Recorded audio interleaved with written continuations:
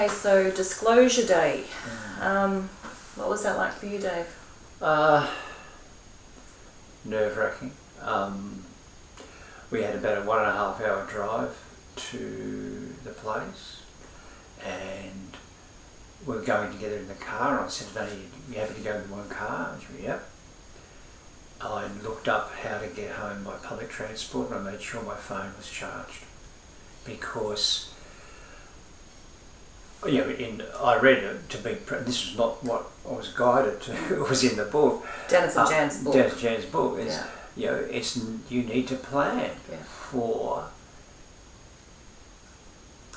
your spouse's reaction, justified reaction, and I was completely prepared. Well, okay. There's a pretty good chance Nanny won't want to be around me for at least the trip home, and maybe even I might even have to look for a place to stay. I did stop short of actually throwing in a bag, an overnight bag, because I know how much we have overcome over the years, but still, and that was just a practical thing. So we weren't guided along that, but I think it was a wise thing just to have in mind. So anyway, that's what you would be counselled about. And I think for us, we spent that morning, like we've learned how important it is, because we show up dysregulated in trauma. It's anyone that's gone through this knows what that's like. So we've spent a lot of time in using grounding techniques and practicing that self-regulation and co-regulation with each other. Yeah. So we spent our time going up there. I think we might have been listening to a podcast or music or something. And for me, my experience was I had an actual sense of calm. There was definitely also a little bit of not even fear, but just like, what am I going to find out? I don't know. It was just, but I also had a calm, because at the same time, truth is one of my top core values, and I just really figured if I'm getting more truth, then that's a good thing, because then I can make a choice. Yeah. If I've got the truth, I can make an informed, healthy choice for myself and not be controlled, and this is really important.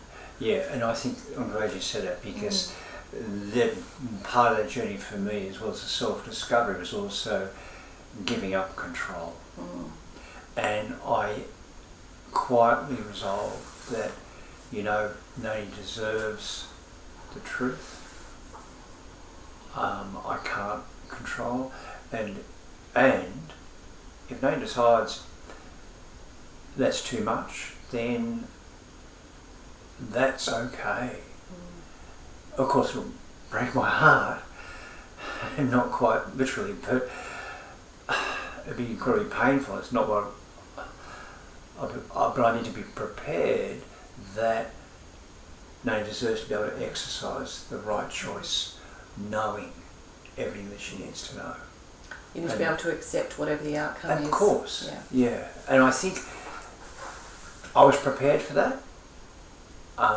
I didn't make preparations, but I was prepared that that's a possible eventuality, and it would be wrong to control that eventuality by withholding information.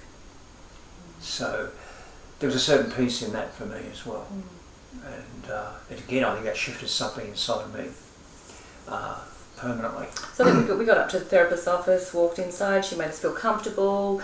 We sat on a lounge together, a little apart, but on one lounge facing each other, and she sat in a chair and I guess began the process. So Dave had I don't know how many pages your document was, but he had 5. A printed document, and so he looked me in the eye and read out his history. Yeah, and it started with reading my history as a child, up before we were married, just putting it in perspective, in time. And again, I just reread it, then it is really just a factual statement, this, not how it made me feel or anything like that. And then also my history of involvement in masturbation, pornography, when it started, and over a period of time, frequencies and the types of, etc. But that was all guided through the book, not through the therapist that was assisting us. And then my history of infidelity through our marriage. And I had to read that out to Noni and look her in the eye as I read it. And it was quite easy to read the things, to read things that I knew she knew about, but there was an awful lot. Awful lot. I think you probably knew less than a quarter.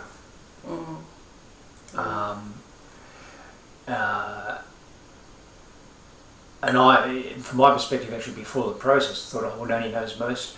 Well, Noni actually knows the least of my acting out, and the extent. And I'm not talking about details, but actually the extent. Yeah, there's no gory details. As Dr. Sherry Keffer says, there's no bleach for the brain. So when I had my questions that Dave had to answer as well, and it was the need to know, not the want to know details. It's is having this information going to help me toward my healing, or is it going to just burn more trauma into my brain that I don't really need? Yeah. But however, knowing the magnitude of the betrayal is important, not necessarily the colour and detail. Yeah. And you get to decide that. Yeah. And you did. So not only did you give me a series of questions, which then I read answers to after I'd finished my history document. And I think there were questions that came after that as well. But it was really, I think now you can probably remember more vividly than me, the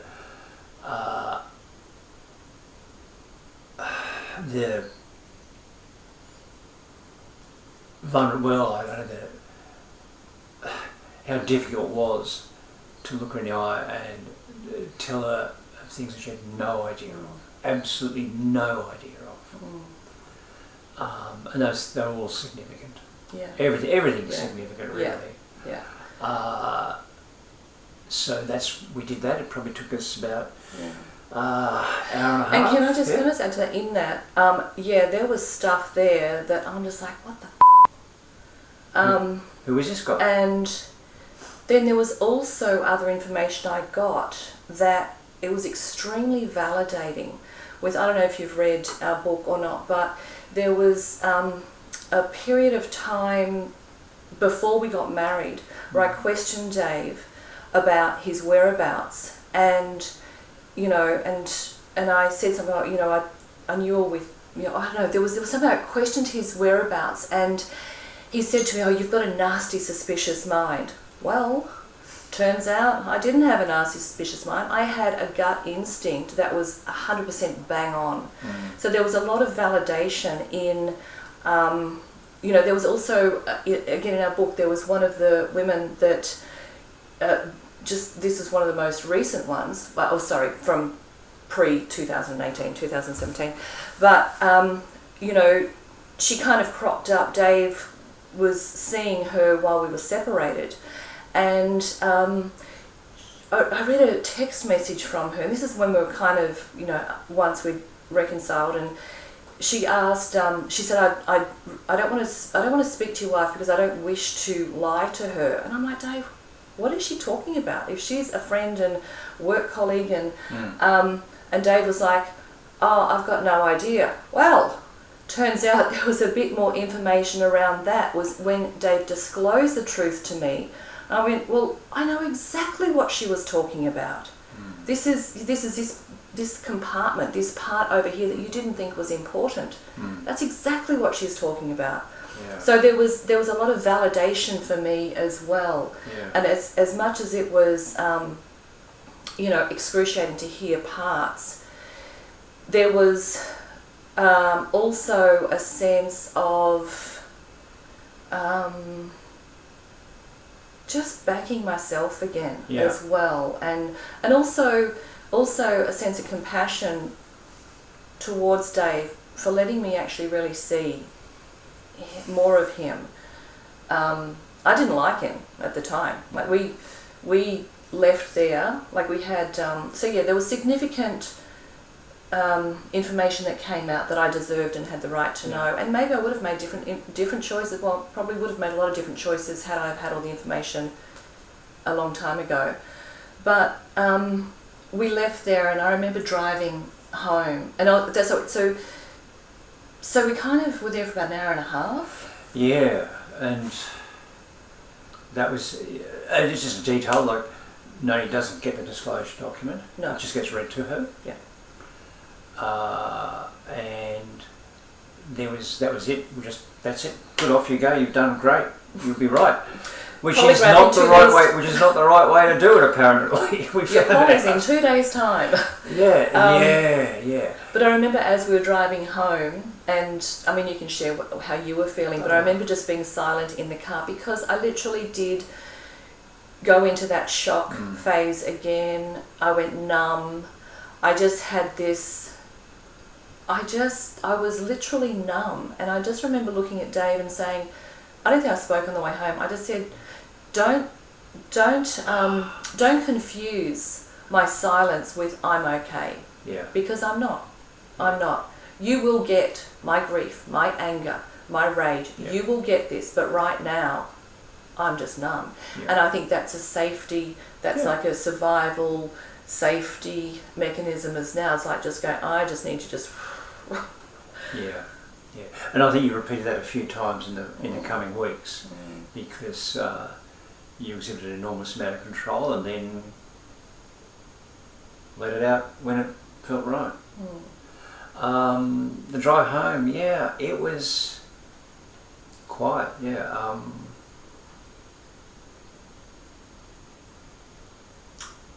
I felt in a bit of a limbo because there wasn't a lot of reaction from you other than actually saying, you don't need to take the public transport. I used my words. Yeah. So I think it was just I was just a bit numbed, I guess. And there was a huge relief as well because it was difficult. It was difficult enough to write down, much more difficult to actually read it out to Noni. But then it was a matter of being prepared. There were going to be more questions afterwards, obviously. I think, when we got home, Dave said, do you want me to sleep in the other room? I don't know if you did or not. Because, can't remember. if we go back to me saying before, about the therapist saying to me, encourage him and reassure him that there are no deal breakers. And I just went, I'm not going to do that. Like, that is just a crap thing to say. So what I will say is that my deal breaker was if there has been any acting out at all since our reconciliation and the beginning of our process at the beginning of 2019. That was my deal breaker. Yeah. Because I thought if this piece of work can actually take what we have, what I've gone through, what he's gone through, and just like continue, for me that was my deal breaker. Yeah. And also I'll say, like, what I've noticed in the last 5 years, I think I've spoken about it before, but there's been a behavioural change. It's not just, and even with the disclosures, there's something called contextual truth and behavioural truth. So the contextual truth is like, I'll tell you the truth, I'll give you the truth, but with an attitude of arrogance and defensiveness and just like, I'm just going to spit this out. But, whereas what I've seen in Dave is the behavioural change, the humility, the empathy, the dropping defences, just the learning, like going deeper and learning basically how to be a decent human being and a safe person. So therefore I can say there was no deal breaker information, but there was a heck of a lot of secrets from past that I deserve to know. And I remember when we looked at it and talked about it. Even Dave said, far out, I was out of control. And I was going, you were out of control. Yeah. I said to you, I was a very dangerous person. And, in those weeks after, I remember you went to the gym when you came home and I was sitting on the lounge and you said, what have you been doing? I said, I've just been grieving. I've just been crying. And over the loss of so much. And you came to me and I said, please don't comfort me. Please don't. But you sat with me, which was lovely. But I didn't want to be comforted. I just needed, and that was, I needed to feel that. Not drown it out, not go into a rage about it, not go into a spiral of shame, because that just actually drives any form of acting out. Anyway, so it was an interesting time, and then had to prepare for the polygraph, which is another discussion altogether. And then I had to process and work through my trauma responses and more layers of grief. It's when we talk about this, I'm someone like, rip the Band-Aid off, give it to me all so I can know what I'm dealing with. And when you do get new information, or it's just like opening up the wound again. And yes, I did not spiral back because of all the self-care, the work that I've done, the processing, we've already done. So it was different in that there was, I could support me. Dave was better at supporting me, and he could support himself. So it was like we both went through more grief and grieving together. But regularly over that time. Even though our process of disclosure wasn't perfect, and we are so thankful. We're so thankful that we actually got to do it. But there's more to come when we next tackle the polygraph, or 1, or 2, or 3. Spoiler alert.